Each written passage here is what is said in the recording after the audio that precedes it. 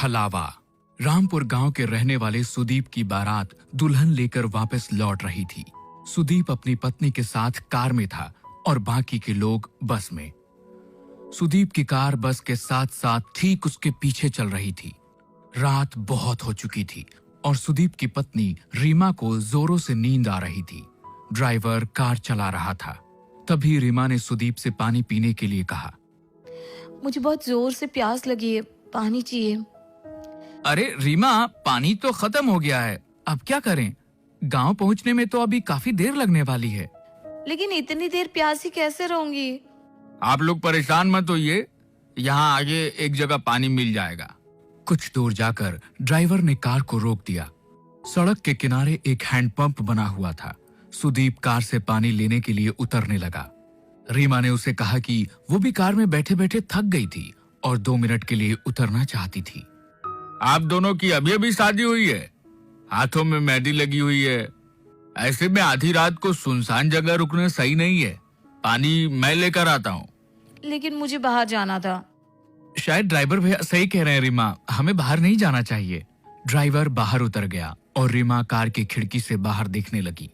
कुछ देर में ड्राइवर पानी लेने गया और पानी लेकर वापस आ गया। उसने पानी की बोतल रीमा को दे दी। रीमा ने जल्दी से पानी पी लिया। लेकिन इस बीच में बारात की बस जो अब तक आगे आगे चल रही थी वो दूर निकल गई और रीमा, सुदीप और ड्राइवर उस सुनसान रास्ते पर अकेले रह गए। ये देख सुदीप ने ड्राइवर से कहा कि वो कार को थोड़ा तेज चलाए ताकि बस के पास पहुंचा जा सके। ड्राइवर ने सुदीप की बात को मानते हुए कार को तेज चलाना शुरू कर दिया। लेकिन काफी देर के बाद भी कार बस तक नहीं पहुंच पाई। भैया 1 घंटा हो गया लेकिन अभी तक कहीं बस नजर नहीं आ रही है। इतनी दूर तो नहीं निकली थी, आखिर हो क्या रहा है? तभी रीमा की नजर सड़क के किनारे एक हैंडपंप पे पड़ी। उसने देखा कि ये वही हैंडपंप था जो कुछ देर पहले रास्ते में आया था और जहां से उन लोगों ने पानी लिया था, क्योंकि उस हैंडपंप का भी हैंडल टूटा हुआ था। ड्राइवर भैया, आप गलती से कार वहीं लेकर आ गए हैं।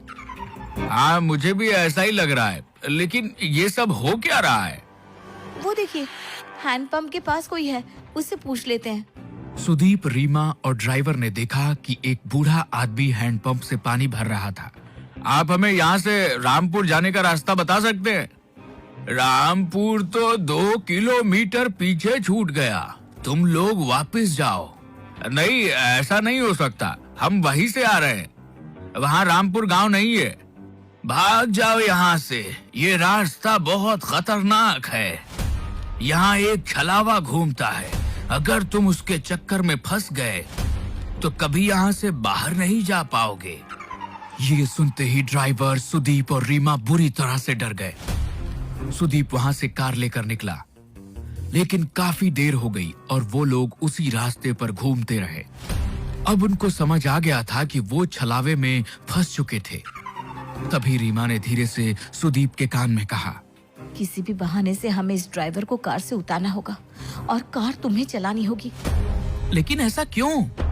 क्योंकि ये ड्राइवर ही कार से बाहर उतरा था और उसी वक्त छलावे ने इसे पकड़ लिया होगा। अगर हमने इसे यहीं छोड़ दिया तो हम बच सकते हैं। सुदीप रीमा की बात मान लेता है और ड्राइवर को कार रोकने के लिए कहता है। उसके बाद सुदीप खुद भी कार से उतर जाता है और ड्राइवर को बाहर आने के लिए कहता है। ड्राइवर बाहर निकलता है और सुदीप उसे धक्का देकर खुद गाड़ी में बैठ जाता है। सुदीप और रीमा वहां से भाग निकलते हैं। कुछ दूर जाने पर उन्हें अपनी बारात वाली बस नजर आती है। तुम ठीक कहती थी रीमा, ये देखो हमारी बस नजर आ रही है। अच्छा हुआ उस ड्राइवर को वहीं फेंक दिया। बिल्कुल ठीक कहते हो तुम। अब हमें ये कार छोड़कर सब लोगों के साथ बस में बैठ जाना चाहिए। सुदीप कार को बस के आगे रोक देता है और वे दोनों अपने घर वालों के साथ बस में बैठ जाते हैं। बस आगे बढ़ने लगती है। थोड़ी देर बाद सुदीप की नजर बाहर हैंडपंप पर पड़ती है। ये वही हैंडपंप था जिसके पास से वो पहले 2 बार गुजर चुके थे। अब सुदीप को समझ नहीं आ रहा था कि ड्राइवर तो वहीं रह गया, फिर आखिर ये छलावा उसे अब भी क्यों हो रहा था? सुदीप ने ये बात अपने रिश्तेदारों को बताई। हम सब लोग एक छलावे में फंस चुके हैं, इससे बाहर कैसे आना है कोई नहीं जानता। लेकिन बेटा, ये छलावा होता क्या है? पापा, जब कोई इंसान एक्सीडेंट में मर जाता है तो उसकी आत्मा ऐसे सुनसान रास्तों पर भटकती रहती है। और लोगों के सामने ऐसा भ्रम पैदा करती है कि वे आगे बढ़ रहे हैं, लेकिन वो उसी जगह पर घूमते रहते हैं। हम कभी अपने गांव रामपुर नहीं पहुंच पाएंगे। सुदीप की बात सुनकर सब लोग बुरी तरह से डर जाते हैं। तभी रीमा उठकर खड़ी हो जाती है। उसे बस की खिड़की से अब वो ड्राइवर नजर आ रहा था। रीमा ने इस बारे में सब लोगों को बता दिया। सब लोगों को लगा कि वो जितना ड्राइवर से बचने की कोशिश करेंगे उतना ही फंसते चले जाएंगे।